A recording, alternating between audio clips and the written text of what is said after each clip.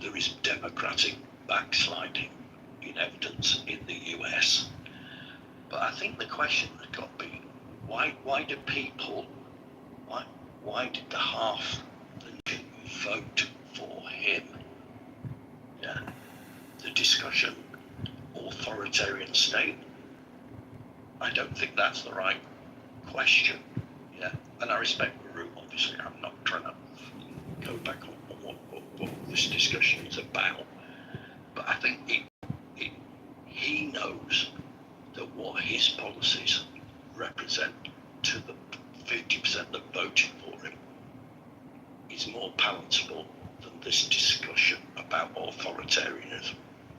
Okay, Simon, thank you. There's not a week that goes by that somebody doesn't come in and take exception to the way I title the room, because it's off the mark and shouldn't be titled that way. Thank you, thank you, thank you. That's a substantive contribution to the room. Not Moose. Thanks, Gary. I will keep this short, as there are many folks here and I know you're running late. So, yes, the country is allowed to vote.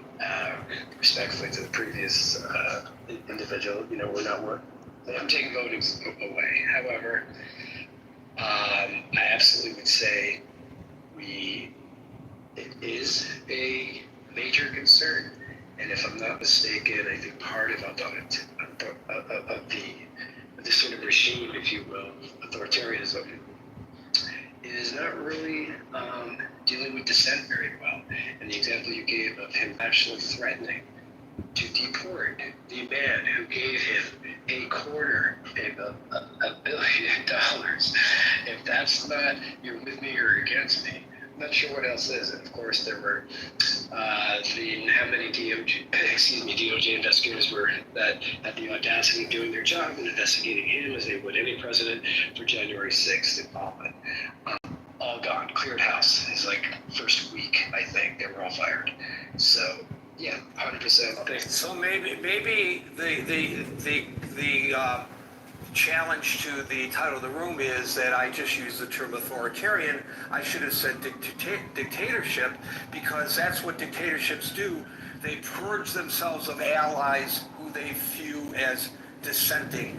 Look at the number of North Korean officials who allegedly have been fed to the pit.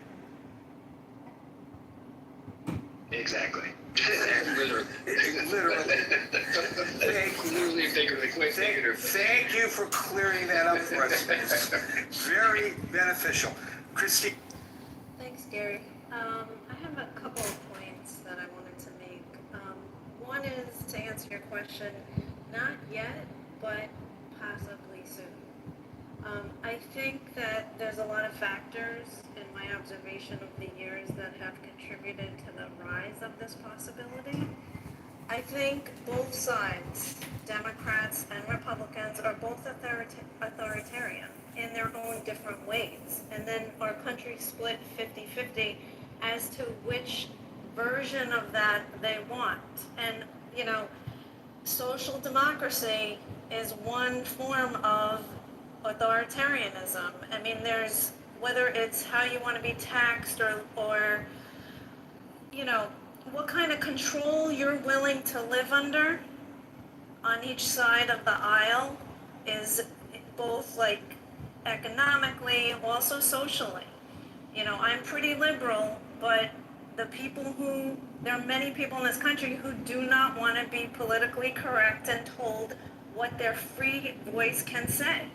So that's some kind, policing people's thought process socially is, to me, whether I agree with that, what their views are, that is a form, in my opinion, of authoritarianism. So to me, both parties have just totally broken down, and we have had an ideal climate for a rise of this, and we haven't even, in my opinion, personally, experienced severe catastrophic economic depression for whatever reason, but COVID created a nice ideal climate for people to start to look for a parent government to take care of them in some way or implement policies that they agree with. Now, I think in general, people underestimate the intelligence of certain leaders on both sides, and Trump particularly. I think he's very smart, or the people he also surrounds himself with. But my other question, because some people have brought up some points, and I only have like 3 more points to make. I'm not asking for anybody to respond to this. I'm just thinking out loud, like rhetorically. Is how is this different than World War I and II? The Espionage Act. I mean, whenever, no matter who's in power, I mean, FDR did a lot of interesting things and other presidents before him during World War I. Once, my always view when I'm a professor and a teacher, high school teacher, is once the government decides something, whoever is in power, you're going to either get on board with it or not. And that's certain, in my opinion, certain things, like we have this idea that we do vote and everything. But lastly, just 2 more points, is one, a couple of people mentioned, and as an educator, getting involved. Well, high school is just basically pushing everybody through illiterate. That's my experience in general. I don't want to generalize. But you have another perfect situation in this country that so many kids are really not being educated and they're just being pushed through because you know what? You want your paycheck, you want your job, you're just going to push them through. And you have, number one, that, like a huge generation of young people, not everybody, that really is not literate and are also zombies on technology.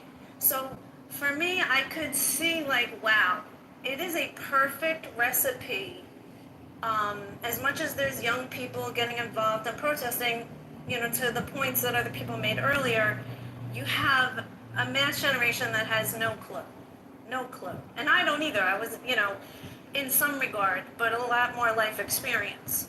Now, the last thing I wanted to say was, I question this all the time, is when will I panic? Because my passport's ready.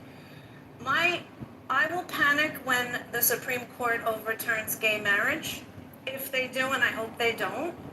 But that to me is like, wow, how many more other things that we've progressed, I worry. That's certain things, like massive things socially that we've progressed towards. And as like Project 2025 and all this stuff, when they really start, and we already saw that with women's reproductive rights, I live in New York, so, I could say, oh, that's great. New York is going to fight that and keep our own laws on the books. But I just want to say lastly, to land my plane, that is what I worry about, and what I'm kind of monitoring is like, one of these big things, when are they going to start to roll back other things to establish a very conservative authoritarian system? Thank you, Gary, for letting me talk. Christine, just so you know, the Congress in 2021 or 2022 passed a bill that got through the Senate and into the president's desk that made it a law that gay marriage was legal. If they try to overturn Obergefell v. Hodges, they're going to have to deal with Congress making a law to make that legal. I can't tell you how they'll work it out, but I just thought you'd find that interesting. Thanks, Marsha. You just ruined her travel plans. I can't believe you did that. Killjoy. Roger. Yeah, Gary, it is a pleasure to be in your room. You are the Bob Woodward of Clubhouse, and we all love you. Also want to say that I thought Christine, despite the fact that I disagreed with a couple of her points, I think that she's one of the more thoughtful liberals that are on this app, and I wish that she would attend more rooms because she always has great contributions. I just wanted to add a quick submission here in regards to conversation that was happening. Christine touched on it, that I think maybe we're being a little short-sighted when we, ask if we're becoming an authoritarian state and then assigning all this blame to Trump.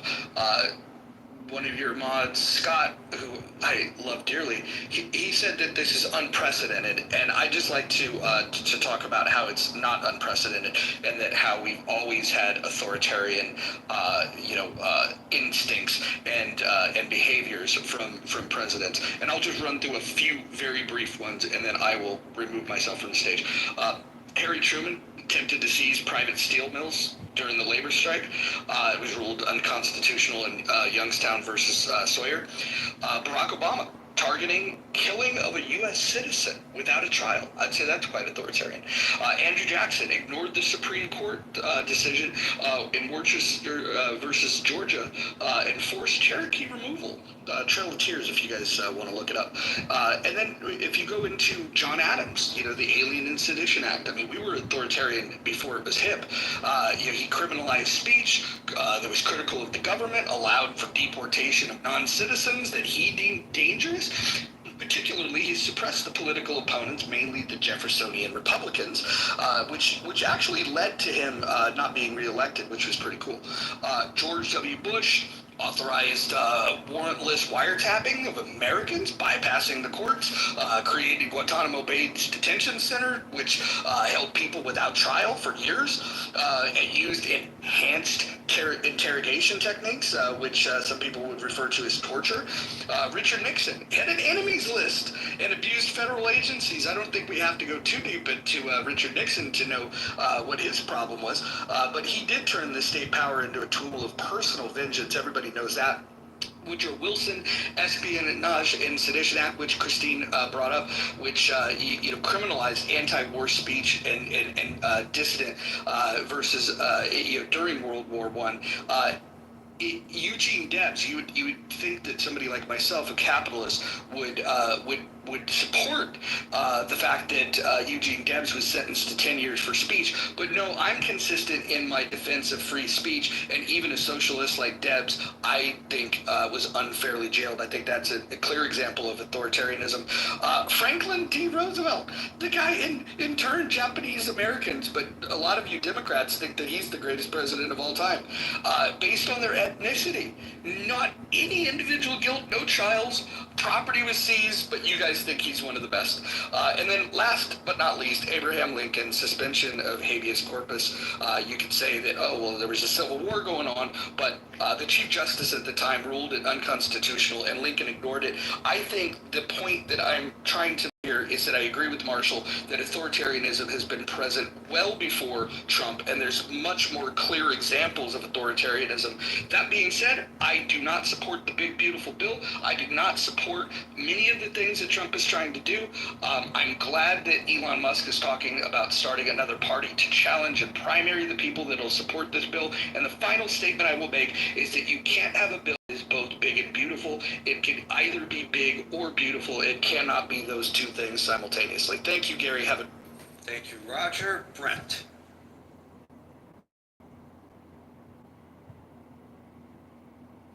Brent. There you are. I surprisingly mostly agree with Roger. We have had multiple times where we have had abuses of the Constitution in the U.S. But kind of that somewhat misses the point, because kind of the question is, are we returning to an authoritarian state now? And I think that's interesting. I think the way to think about it